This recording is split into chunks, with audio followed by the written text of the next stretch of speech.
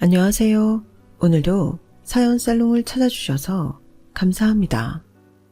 저는 서울 강북구에 사는 30대 초반의 여성이에요. 저는 얼마 전 결혼한 지 1년도 안 돼서 이혼을 결심하고 갈라섰어요. 제 인생에서 저런 최악의 인간들은 처음 만나봤거든요. 그걸 결혼 전에는 몰랐다는 게 실수였지 뭐예요. 앞으로 살아갈 날이 지금까지 살아온 인생보다 더 길게 분명하잖아요. 그래서 제 삶을 위해 단호한 결심을 했어요. 이혼 말이에요.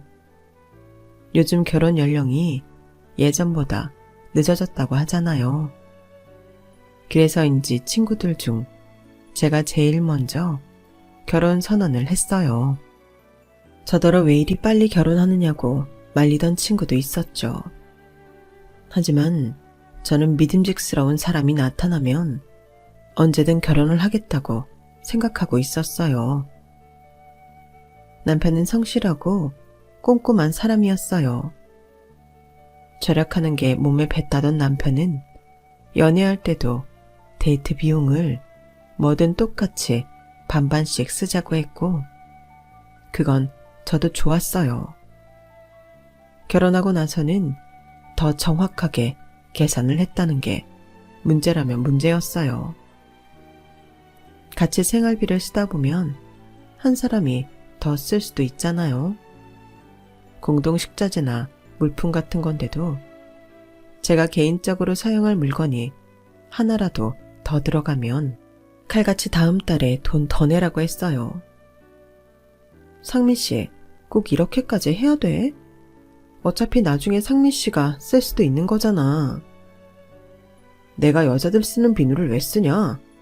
나는 오이 비누 하나만 쓰는 거 몰라서 그거 샀어? 아니잖아. 경선이 네가 쓰고 싶은 거니까 샀지. 그럼 네가 돈 더 내야지.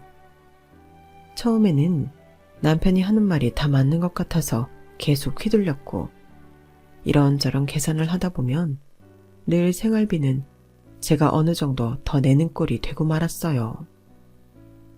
그러다가 뒤늦게 남편 친구들 집들이를 하게 됐어요. 그것도 남편이 돈 들어간다고 짜증내며 미루고 미루다가 하게 된 건데, 나중에 카드 쓴 걸 보더니 막 화를 내더라고요. 야, 무슨 집들이에 돈이 이렇게 많이 들어가? 백화점 가서 장봐왔냐? 뭐 음식에 금이라도 넣었어? 8만원, 9만원, 6만원, 이게 뭐냐 대체? 이럴 거면 그냥 배달시키지 왜 집에서 요리를 했냐고. 요즘 물가 비싼 거 몰라? 나는 아껴서 산다고 샀는데 무슨 금이 들었다느니 그런 말이 왜 나와? 집들이에 누가 이렇게 돈을 써? 너 장 볼 줄 모르는 거 아니야? 아니, 그런 말이 어딨어. 나도 세일 품목 사고 이것저것 고르고 재느라 애썼는데 너무하네. 한두 사람 온 것도 아니고 상민 씨가 한꺼번에 한다고 10명 넘게 불렀잖아. 그건 생각 안 해? 너 마트 가서 장 봤잖아. 이런 걸 마트에 가서 보면 어떡해. 재래시장 가야지. 그러면 더 쌀 거 아니야. 재래시장이 더 싼지 어떤지는 모르겠고 여기 시장이 어디 있는지도 모르잖아. 상민 씨는 알아? 알면 상민 씨가 장 봐오지 그랬어. 제 말에 할 말이 없어진 남편은 돈 많이 들어갔다며 며칠은 계속 투덜댔어요. 저는 나중에 듣기 지겨워질 정도였고요. 좋은 말도 한두 번이라는데 듣기 싫은 말을 계속하니 가만히 듣고 있다가도 속상해지더라고요. 게다가 남편은 신혼집 마련할 때 자기가 좀 더 보탠 걸 갖고 늘 물고 늘어졌어요. 남편이 60을 냈다고 하면 제가 40을 낸 건데요. 제 생각에는 그다지 차이가 크지 않다고 생각했는데 남편은 그걸 어마어마한 차이라며 잔소리를 했어요. 네가 이 집에서 지분을 덜 내고도 나랑 똑같이 주인처럼 살잖아. 네가 40%는 보탰으니 크게 차이 안 난다고 하는데 10%면 얼마나 큰 차이인 줄 알아? 단 1%만으로도 세계 경제가 바뀔 수도 있다고. 그런 거 보면 경선이 너 참 경제관념이 엉망이야. 그래서 내가 가전제품이니 가구 살 때 더 신경 쓰고 돈 더 냈잖아. 그건 잊어버린 거야? 집 없으면 가구고 뭐고 다 어디다 두고 사는데 집이 제일 크지. 그리고 네가 사온 것들 그게 다 비싼 거야? 명품이야? 아니잖아. 그럼 할 말 없어야 맞지. 저는 그런 남편한테 점차 냉정함을 느꼈어요. 꼼꼼하고 성실해서 믿음직했던 그 사람이 이제는 차갑고 쫀쫀하고 지나치게 계산적인 사람으로 보였죠. 돈 이야기 할 때마다 너무 자존심 상하게 만드니까요. 만약 친정 부모님이 남편 모르게 용돈 쓰라며 보내주시는 돈이 없었으면 저는 정말 숨 막혔을 거예요. 저는 그걸로 회사 동료들이나 친구들과 맛있는 것도 먹으러 가고 영화도 보며 저만의 문화생활을 즐길 수 있었어요. 남편은 제 카드값 나오는 것도 되게 신경 썼거든요. 그래서 부모님이 보내주신 건 모바일 통장에 넣어놓고 남편이 알지 못하게 했어요. 그러다가 결혼하고 처음 연휴를 맞이하게 됐는데요.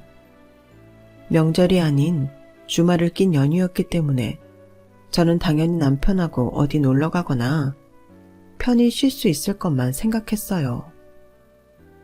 안 그래도 결혼 전부터 첫 연휴는 둘이 편히 쉬자고 말을 했었거든요. 그런데 남편이 정말 뜻밖의 말을 하는 거였어요. 이번 연휴 때 엄마네 갈 거야. 그리고 하루 정도 가까운 데 나가서 바람 쐬고 맛있는 거 먹을 거니까 그거 예산 잘 짜봐. 뭐? 어머니한테 간다고? 왜? 왜라니? 그동안 바빠서 엄마 보러도 잘 못 갔는데 이럴 때라도 가서 효도해야지. 경기도에 하루쯤 갔다 오자. 펜션 같은 거 알아봐. 돈 허투루 쓰지 않게 잘해라. 상민 씨, 결혼하고 첫 연휴 둘이 편히 쉬자고 했잖아. 근데 어머니랑 같이 지내자고 하니 당황스럽네. 그래, 둘이 편히 엄마한테 가서 쉬는 거 좋잖아. 왜? 너 우리 집 가기 싫어? 너도 며느리라고 시댁 어머니 시자들 싫다 이거냐? 편하지 않은 건 사실이지. 상민 씨나 편히 쉬지. 내가 거기 가서 편히 쉬겠어? 참네. 네가 마음먹기에 달린 일이야. 우리 엄마를 남이라고 생각하니까 그러는 거겠지. 그러지 말고 네가 편하게 받아들여봐. 아무튼 계획 잘 짜라. 이건 뭐 명령도 이런 명령이 없었죠. 게다가 시어머니는 안 먹는 것도 많고 까다로운 분이셔서 어떤 휴가가 될지 너무 훤히 보이더라고요. 저는 다시 한번 남편한테 이야기해 보았어요. 나는 첫 연휴 둘이 편히 쉬자고 할 때 말 그대로 정말 상민 씨랑 나 둘이서만 오붓하게 쉬는 걸로 알았어. 내 입장에서는 어머니 계신 데에서 편히 쉴 수 없지. 이건 남이다 아니다 그런 게 아니라 결혼하고 얼마 안 돼서 시어머니랑 있을 때 편한 게 더 이상하지 않아? 나도 정말 편하게 쉬고 싶어. 근데 결혼하고 첫 연휴를 우리끼리만 보낸다고 해봐. 혼자 계신 엄마가 얼마나 섭섭하시겠어. 그래, 그럼 기분이다. 연휴 동안 쓰는 돈은 다 내가 낼 테니까 너는 그냥 따라만 와. 그럼 됐지? 이게 돈 문제가 아닌데 남편이 내 뜻을 몰라주고 엉뚱한 소리만 하더군요. 더 이상 말도 통하지 않아 답답함을 아는 채 시어머니한테 전화해서 어디 가고 싶은 데가 있는지 물어봤어요. 예, 근데 그거 꼭 경기도로 가야 되는 거니? 요새 해외여행도 다시 갈 수 있다는데 동남아라도 가자. 내 친구들도 요즘 다 베트남 가고 그러던데 우리도 가자. 꼭 아이처럼 조르는 시어머니의 말에 저는 당황했어요. 연휴까지 시간이 얼마 남지도 않았는데 해외여행이라뇨. 4일 연휴였지만 남편과 제가 연차로 하루씩 더 붙여 5일 쉬는 동안 베트남에 갔다 오면 바로 출근해야 되겠더라고요. 정말 제가 쉴 날은 하루도 없게 된 거죠. 그래도 남편 같은 짠돌이가 계획에 없던 베트남 여행을 갈 리가 없다고 생각한 저는 시어머니 말을 전했어요. 당연히 안 된다고 할 줄 알면서요. 그런데 남편은 순순히 자기 카드를 주며 이러더라고요. 그럼 얼른 예약해야겠네. 비행기 없으면 비싼 거라도 알아봐. 호텔도 잘 알아보고. 상민 씨, 괜찮아? 이렇게 따로따로 예약하면 돈 더 많이 들 수도 있어. 그리고 해외여행이야. 알고 있어. 누가 뭐래? 그러니까 빨리 예약하라고. 참, 엄마 잠자리 불편하면 잘 못 주무시니까 돈 아낀다고 허접한데 예약하지 마. 저는 처음으로 남편의 통 큰 모습을 본 것 같아 놀랐어요. 어쩌면 제가 생활비나 혼수 문제만 갖고 그동안 남편을 오해했나 보다 라고 쓸 때는 쓸 줄 아는 사람이라고 생각했죠. 하지만 여행 기간 내내 저는 마음이 상해 있었어요. 남편은 모든 게 자기 엄마 위주였거든요. 남편은 시어머니 가고 싶은 데만 검색해와서 첫날부터 돌아다니는데 저는 완전 짐꾼이었어요. 두 사람은 앞서서 팔짱 끼고 손잡고 신나서 돌아다니고 저는 뒤에서 쇼핑백 들고 시어머니 짐 들고 따라다니기만 했거든요. 제가 가고 싶었던 데는 가보지도 못했고 음식도 시어머니 먹고 싶은 거 위주로 시켰기 때문에 저는 정말 하나도 즐겁지 않았어요. 식당에서 제가 먹고 싶은 걸 주문하려고 하면 시어머니가 자기는 그런 거 못 먹는다며 인상부터 찌푸리곤 했어요. 각자 자기가 먹고 싶은 걸 시키면 되는데 시어머니는 제가 주문한 음식에 손도 대지 않으면서도 자기가 마음에 들지 않는 건 테이블에 놓지도 못하게 한 거죠. 그러니 제가 기분 좋을 리가 없잖아요. 시어머니는 그런 저를 보고 핀잔을 했어요. 예, 너는 왜 그렇게 우거지상이니? 사람이 이런 좋은 데에 왔으면 빵긋빵긋 웃고 즐겨야지. 너 그렇게 찡그리고 있으면 오던 복도 달아나는 법이야. 아, 젊은 애가 왜 저러나 몰라. 그건 아니고 좀 피곤해서 그래요. 젊은 애가 뭘 했다고 피곤해. 몸까지 약한 거야? 그렇게는 안 봤는데. 그래서 우리 상민이 뒷바라지 잘 하겠니? 매일 운동도 하고 체력 좀 키워. 그런 건 알아서 해야지. 무슨 말을 해도 저한테 돌아오는 말은 부정적인 거라 저는 더 이상 아무 말도 하지 않았어요. 남편은 제 생각은 눈꼽만큼도 하지 않고 자기 엄마 사줄 선물만 고르느라 정신이 없더라고요. 면세점에 가서도 자기 갖고 싶은 거랑 시어머니 있을 것만 고르는데 저는 진짜 이 집에서 뭔가 싶더군요. 자기 손님 집들이 할 때도 돈 많이 썼다고 저한테 막 퍼붓던 사람이 많나 싶을 정도로 돈을 잘 쓰는데 꼭 다른 사람을 보는 것 같았어요. 저는 아버지가 일찍 돌아가신 남편이 엄마한테 효도하고 싶어 저러는가 보다 하며 이해해보려고 애를 썼어요. 하지만 제 생각은 완전히 틀렸더라고요.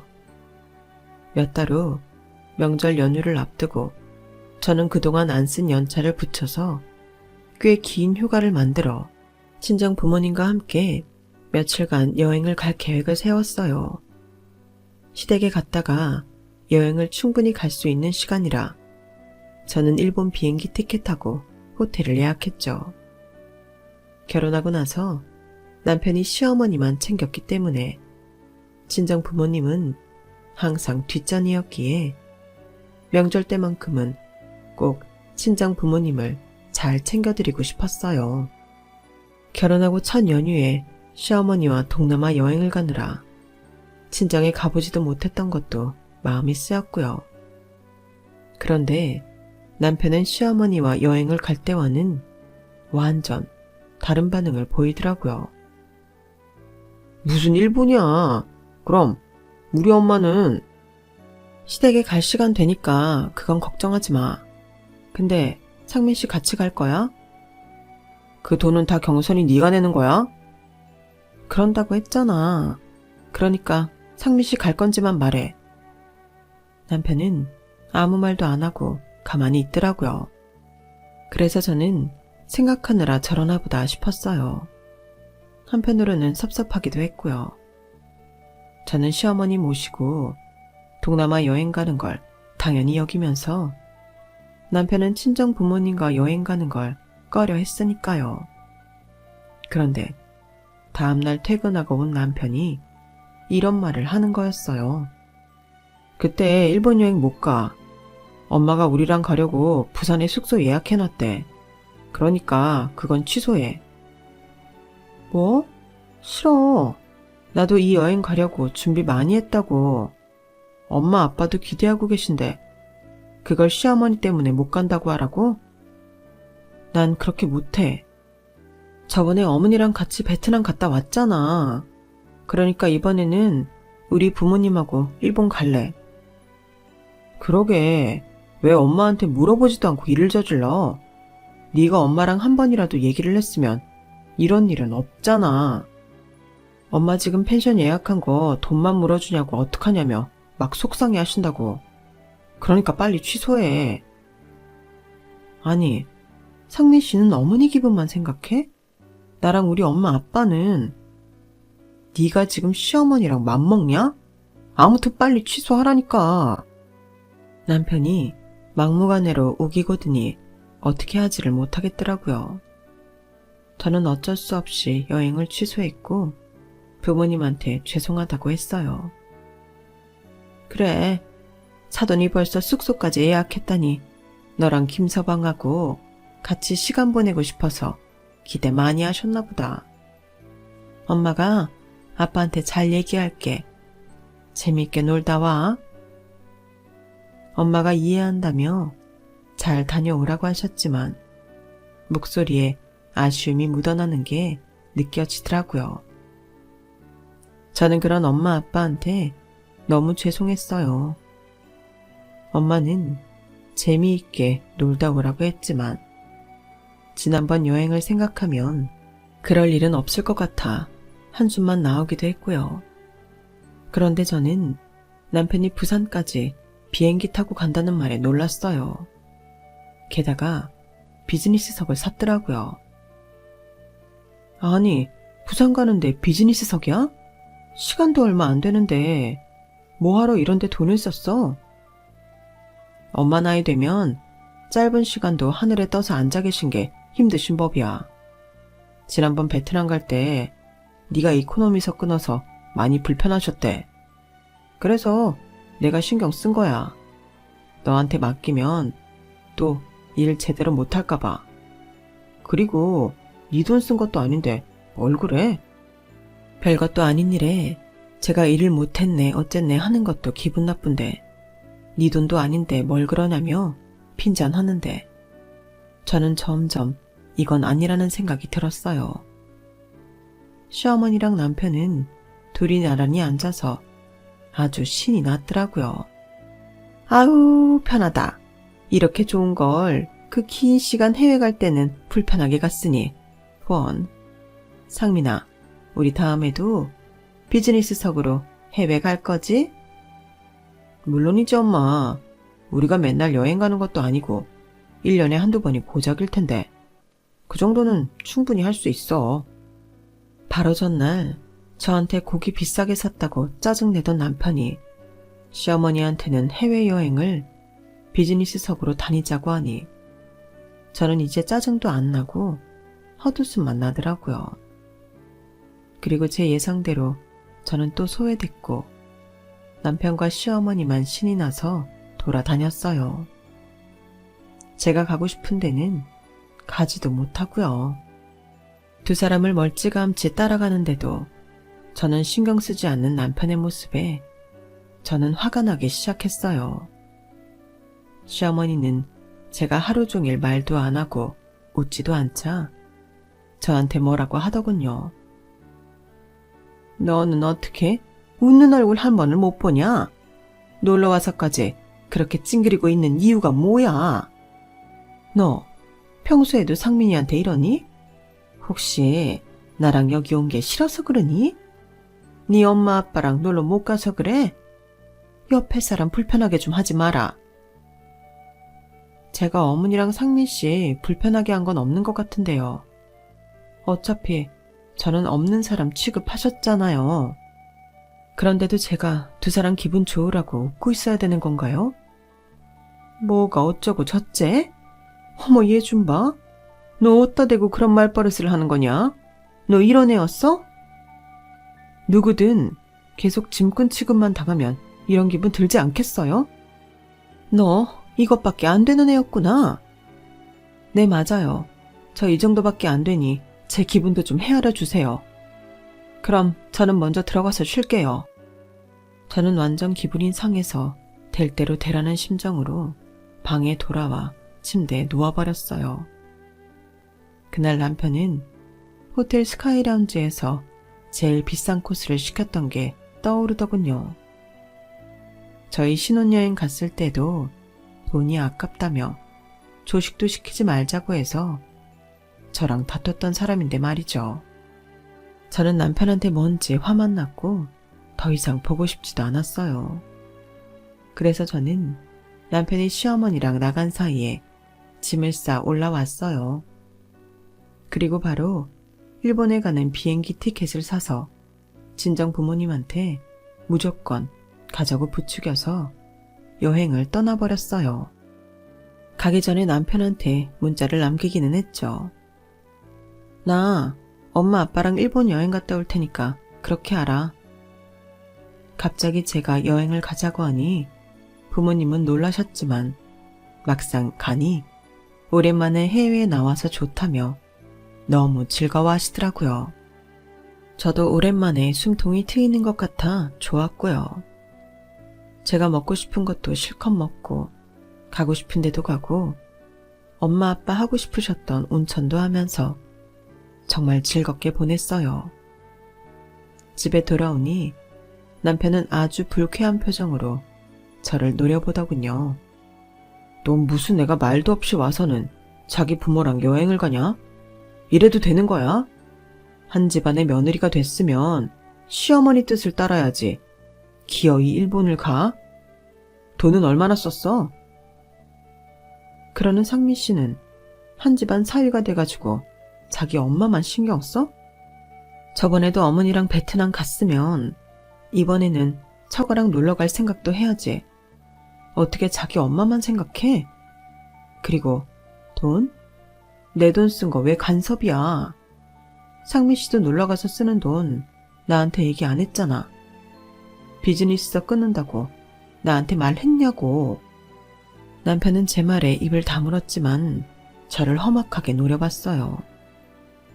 저희 사이는 그때부터 급격하게 갈라지기 시작했죠. 그러다가 친정엄마 생일이 돌아오게 됐는데 남편은 돈 없다며 시장에서 파는 짝퉁 크로스백을 던져주더라고요. 거기까지는 참을만 했는데 그날 시어머니한테 명품 구두를 사줬다는 걸 알게 됐어요. 시어머니가 저한테 전화로 자랑했거든요. 우리 상민이 안목이 이렇게 높다. 너 남편 보고 잘 배워. 너는 따라가려면 멀었어. 그러니 상민이가 너한테 못 맡기고 직접 나를 챙기지. 저는 아무 말 없이 전화를 끊었고 완전 열받아서 그날 퇴근은 언니네 집으로 가버렸어요. 언니와 형부는 놀라서 무슨 일이 있었냐고 물었죠. 저는 너무 화가 나서 그동안 있었던 일을 다 말해버렸어요. 그 말을 들은 언니는 어이가 없다며 화를 내더라고요. 그런데 그 말을 마침 언니네 왔던 친정엄마가 들은 거였어요. 아니, 김서방 꼼꼼하다고 생각하며 넘어가려고 했는데 뭐가 어째? 너한테 그런 식으로 대했단 말이야? 그것도 돈 때문에? 지들은 펑펑 쓰면서 왜 너한테만 그런다니? 너 왜 그런 말을 이제야 해? 왜 엄마한테 안 했어? 뭐 좋은 일이라고 그런 말을 해서 속상하게 해. 결혼한 지 얼마 되지도 않았는데 내가 그런 말하면 엄마 아빠는 기분 좋겠어? 아, 네가 일본 다음에 가자고 하다가 갑자기 가자고 했을 때 뭔 일이 있나 싶었어도 이런 것인 줄은 몰랐는데 안 되겠다 라더니 엄마는 그 이야기를 아빠한테 하셨고 그 말을 전해 들은 아빠는 엄마 생일 기념으로 호주 여행을 가자고 하시더라고요. 우리 가족 전부 비즈니스석 타고 가고 호텔도 제일 좋은 데 예약할 거다. 경선이 너는 그렇게 알고 김서방한테 말해. 제가 아빠가 시킨 대로 남편한테 말하자 남편은 말도 안 된다며 당장 취소하라고 펄펄 뛰었어요. 아빠가 예약하신 건데 그걸 내가 어떻게 취소해? 나는 갔다 온다고 통보하는 거야. 알겠어? 야, 너는 못 간다고 해. 무슨 여행을 또 가? 네가 그러고도 가정주부야? 넌 안 된다고 해. 싫어. 언니랑 형부도 가는데 왜 나만 안 가? 그리고 내가 무슨 여행을 그렇게 많이 갔다고 그래. 상민 씨랑 어머니랑 같이 간 거? 그게 무슨 내 여행이야. 짐꾼으로 간 건데. 그건 쉬는 것도 노는 것도 아니잖아. 그러니까 나도 편하게 놀다 올 거라고. 너 카드 내놓고 가. 우리 집에 들어갈 돈으로 여행 가서 쓰는 거 난 용납 못하니까. 장인어른 돈으로 다 쓸 수 있으면 가고 아니면 가지 마. 상민 씨가 뭔데 가라 말아야. 상민 씨는 여행 가서 어머니한테 쓴 거 월급에서 안 까? 그것도 다 집에 들어갈 돈 카드값에 꼬라박고 있으면서 왜 나한테만 그래? 진짜 말 같은 소리를 해야 들어주든지 말든지 하지. 뭐가 어쩌고 저째? 꼬라박아? 넌 내가 돈 쓰는 게 그렇게 눈꼴 시려? 내가 그 정도 돈도 못 써? 그럼 난 왜 못 써? 내가 돈 쓰는 거 눈꼴 싫어하면서 상민 씨한테만 말 못하게 하잖아. 그리고 내가 뭐 이 집에 댁들 뒤치다거리만 하려고 들어왔어? 왜 사람을 짐꾼 취급하는 건데 내가 하녀야? 제가 소리를 버럭 지르자 남편은 움찔했지만 물러서지 않았어요. 그리고 다음날 남편은 저보고 각서를 쓰라더군요. 카드 맡겨놓고 가고 여행 가서 절대 제 사비를 쓰지 않겠다는 각서였어요. 싫어. 내가 이런 각서를 왜 써? 나는 못해. 그러자 남편은 열받아서 시댁으로 가버렸고 시어머니가 회사까지 저를 찾아왔어요. 네가 인성이 덜 됐다는 건 지난번에 알아봤지만 이 정도라고는 꿈에도 생각 못했다. 너 결혼해서 지금까지 내 아들 뭘 그렇게 편하게 해줬다고 그깟 각서 하나를 못 써주냐? 제가 왜 각서를 써요? 제가 뭐 상민 씨한테 빚이라도 졌나요? 저도 일하면서 제 돈 버는데 그건 말이 안 되죠. 그럴 거면 너 결혼할 때 혼수 제대로 해왔어야지. 집값도 40%밖에 안 보태고 집에 들인 물건들도 다 그저 그런 거면서 우리 상민이랑 똑같은 대우받고 살려고 하면 되니? 혼수가 마음에 안 들었으면 그때 얘기했어야죠. 그리고 혼수 그 정도면 잘한 거라고 다들 그러던데요. 너는 어떻게 시어머니 말하는 걸 이렇게 일일이 따지고 대드냐? 이러니 상민이가 살이 못 찌지. 너처럼 피곤한 애랑 사니까 제가 더 피곤하죠. 사람을 자기들 종인 줄 아는 거잖아요, 이건. 돈 쓰는 각서를 쓰라는 그런 사람이 어디 있어요? 지금이 무슨 조선시대예요? 저 이제 일하러 가봐야 해서요. 그럼 조심히 돌아가세요. 먼저 일어날게요. 제가 자리에서 일어나자 시어머니는 뒤에서 저한테 못돼 처먹었다고 욕을 하는데 너무 모욕적이고 화가 나더군요. 그리고 일은 점점 커져서 제가 퇴근하고 갔더니 남편과 시어머니가 앉아서 저한테 각서에 사인을 하라고, 아니면 여행 절대 못 간다고 으름장을 놓았어요.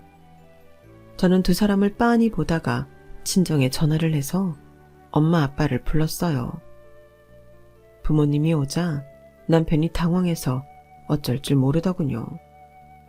시어머니도 아빠의 굳어진 표정을 보자 좀 주눅이 든 것 같았어요. 아니, 이런 일에 박하사돈까지 오시고 참 난감하네요. 며느리를 너무 감싸고 두시는 건 아닌가요? 시어머니는 아빠랑 눈을 마주치지 못하면서도 할 말을 다 하더군요. 그러자 아빠가 이렇게 말씀하셨어요. 철이 안 든 건 김서방도 마찬가지 같습니다. 자기들끼리 싸우는데 부모까지 대동한 게 김서방이니 우리 애도 그래야죠. 그동안 계속 참은 건 경선이 아닙니까? 그 말에 남편은 움찔하며 고개를 돌리더라고요. 옆에 있던 엄마도 거드셨어요. 김서방 차네, 우리가 신혼집 살 때 돈 덜 보탰다고 아주 벼르고 벼른 모양일세. 혼수까지 타박하며 우리 딸 돈 못 쓰게 손발 꽁꽁 묶으려 했으니 말이야. 그래서 우리랑은 여행도 못 가게 하고 자네는 저가에 오지도 않는 건가? 장모님, 뭐예요? 그때는 이미 엄마가 숙소 예약을 하셔서 그랬던 거고, 저희가 좀 아끼며 살자는 의미에서 각서 얘기도 나왔고요. 그럼 자네도 각서 쓰게. 자네랑 자네 어머니한테만 명품 사는 돈 쓰지 않는 걸로. 어떤가? 그러자 남편은 말을 제대로 못하고 더듬댔어요. 그건 좀... 아니, 안싸돈, 그것 말씀이 지나치시네요. 우리 상민이 지가 번 돈으로 쓰는 걸 뭘 그렇게 안 이꼽게 보세요? 우리 경선이는 자기가 번 돈 쓰는 거 아닌가요? 그거 안 이꼽게 보신 건 사돈 아니시고요. 그리고 김서방이 자기가 번 돈만 썼다고요? 이 집 담보로 대출받아 안사돈한테 차 사주지 않았어요? 그 말에 두 사람은 놀라서 입을 딱 다물었어요. 어떻게 알았냐는 표정이더라고요. 저도 전에는 몰랐는데 제가 남편 때문에 힘들어하는 얘기를 들은 언니와 형부가 남편에 대해 좀 알아봤더라고요. 그런데 저희 집을 담보로 대출을 받아 시어머니한테 비싼 외제차를 뽑아줬다는 걸 알게 됐어요.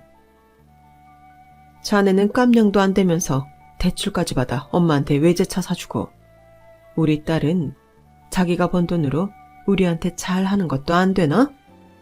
이게 대체 무슨 경우야? 그리고 자네 회사에서도 평이 상당히 안 좋더군. 자네가 대인관계 원만하고 일 잘한다고 했던 건 우리 속인 게 되는 거지, 안 그런가? 엄마 아빠 말에 남편은 완전 얼굴이 하얘져서 변명을 했어요. 장인어른 장모님, 그런 말은 지나치십니다. 제 회사 생활 잘 알지도 못하시면서 왜 그런 말을 하십니까? 내가 왜 몰라? 그 회사 땡땡 이사가 내 친구야. 내가 자네 회사에 투자하고 있는 건 당연히 모르고 있겠구만. 사실 아빠는 할아버지한테 받은 재산이 좀 있어서 그걸로 주식과 기업 투자를 조금씩 하고 계셨어요. 그렇기에 은퇴하시고도 경제적 걱정 없으셨고요.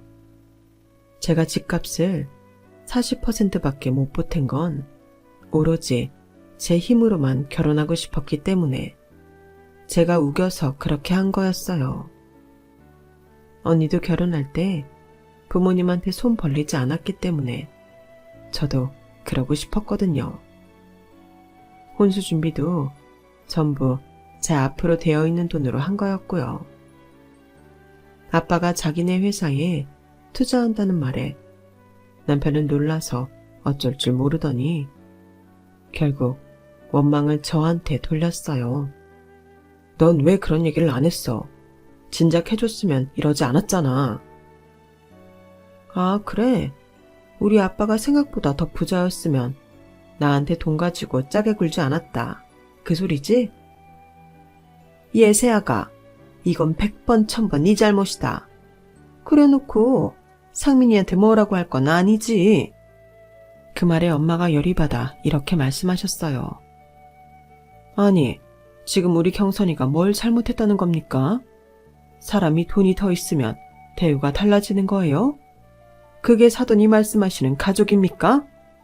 참 실망입니다. 김서방, 자네도 마찬가지야. 내 딸이 고른 사람이니 믿었던 건데 참 사람 경박하구만. 그 말에 두 사람은 더 이상 아무 말하지 못했어요. 아빠는 자리에서 일어나시며 이렇게 말씀하셨어요. 두 사람 거치는 저희 여행 갔다 와서 바로 정리하도록 하죠. 그렇게 알고 계십시오. 그러자 남편은 저희 아빠 가랑이를 붙잡고 무릎을 꿇었어요. 장인어른, 저도 같이 여행 가게 해주십시오. 그리고 거치라뇨. 갑자기 무슨 말씀이세요? 저희 앞으로 잘 살겠습니다. 지켜봐 주세요. 저는 그런 남편의 손을 아빠한테서 떼어내며 말했어요. 상민 씨, 돈 쓰는 거 싫어하잖아. 그런데 호주 갈 돈 있어? 그리고 나 몰래 어머니 차 사준 거 대출금도 갚아야 되잖아. 근데 무슨 돈으로 호주를 간다고 그래? 이제 와서 이러지 마. 진짜 너무너무 속보이고 없어 보여. 아니야, 경선아. 그동안 내가 너무 속 좁게 군 것 같아. 미안해. 그러니까 같이 가자. 제가 장인 장모님 모실게요. 네? 장인어른. 나는 자네 성실하고 꼼꼼하다는 경선이 말에 결혼 허락했어. 그런데 감히 내 딸을 진꾼 취급하고 그깟 실혼집 돈 덜 보탰다고 사람 자존심을 이렇게까지 짓밟아? 나는 그런 놈 사유로 취급 안 하네. 그러자 이번에는 시어머니도 허리를 깊게 숙이며 잘못했다고 하더군요. 사돈, 정말 죄송했습니다. 우리 상민이 예쁘게 봐주세요. 저희가 정말 잘못했어요. 아니, 제가 잘못했어요. 앞으로 세아가 제 딸처럼 생각하고 아끼겠습니다. 엄마는 그 말에 코웃음을 치며 말씀하셨어요. 퍽이나 그러시겠습니다. 회사까지 찾아가서 깽판 치고 못돼 처먹었다 욕하신 분이 우리 경선이를 딸처럼 대해주신다고요? 이 결혼 우리 여행 갔다 오면 정리될 겁니다. 그렇게 아세요? 그렇게 저희 부모님과 저는 매달리는 남편과 시어머니를 두고 집을 나왔고 남편은 저한테 계속 잘못했다며 문자를 보냈어요. 저는 그 문자들을 전부 다 씹어버렸죠. 그동안 쌓였던 게 다 풀리는 순간이었어요. 저는 벌써부터 이혼을 생각하고 있었고 엄마 아빠도 그냥 이혼하는 게 낫겠다고 했었기에 저는 남편한테 조금의 미련도 남지 않았었거든요. 이런 사람하고는 평생 살 수 없을 것 같았고 아이가 없을 때 정리하는 게 복잡하지 않고 훨씬 좋다는 게 저나 부모님 생각이었어요. 다음날 아침에 제가 친정에서 출근하려는데 집 근처에서 남편이 기다리고 있다가 저를 붙잡더라고요. 경선아, 다시 한번 생각해봐. 나는 이혼은 꿈도 꾼 적 없어. 이혼만은 안 돼. 내가 앞으로 잘할게. 그 이혼 안 된다는 거 아빠 돈 때문이지? 그리고 아빠가 상민 씨 회사 이사님 친구이고 투자자니까? 내가 너란 놈 속을 모르겠어? 그동안 봐온 게 있는데. 상민 씨는 나한테 가족이 돼주기를 바란 게 아니라 몸종 하나 구하려고 한 거잖아. 나도 결혼 전에는 몰랐는데 결혼하고 나서 아주 절절하게 깨달았어.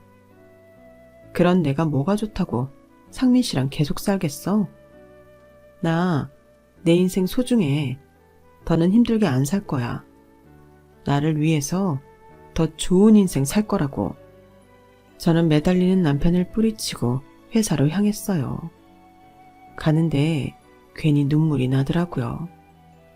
그래서 언니한테 방금 있었던 일을 문자로 보냈죠. 언니는 바로 답을 보내왔어요. 말 잘했어.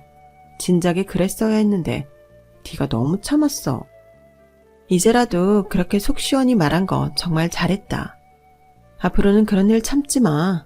알았지? 저는 새삼 가족이 제 편이 되어주는 게 얼마나 든든한 일인지 깨달았어요.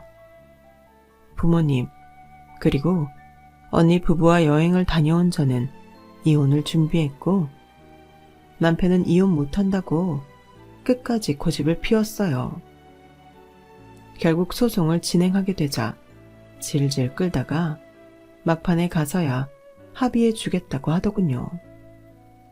소송에서 자기가 이길 확률이 적고 그러면 더 큰 돈을 저한테 줘야 한다는 걸 알고 합의한 거였어요. 정말 끝까지 저한테 쓰는 돈이 아까워서 벌벌 떠는 게 눈에 보이는데 저런 사람 어디가 좋다고 결혼했는지 제 자신이 참 한심하게 느껴지더군요. 남편은 이혼 후에도 다시 잘해보자는 둥, 저보다 좋은 여자를 못 만났다는 둥 문자를 보내길래 번호를 바꾸고 연락을 끊어버렸어요. 남편 연락을 받지 않으니 아주 살 것 같아요. 저는 당분간 돌싱의 삶을 즐기며 일 열심히 하며 살 생각이에요. 지금까지 제 이야기 들어주셔서 감사드려요. 들어주신 분들 항상 행복하시고 저처럼 괴로움 없이 꽃길만 걸으세요. 여러분, 사연 댓글에 응원과 현명한 조언 부탁드려요. 좋아요와 구독은 저에게 큰 힘이 됩니다. 오늘도 좋은 일 가득하세요.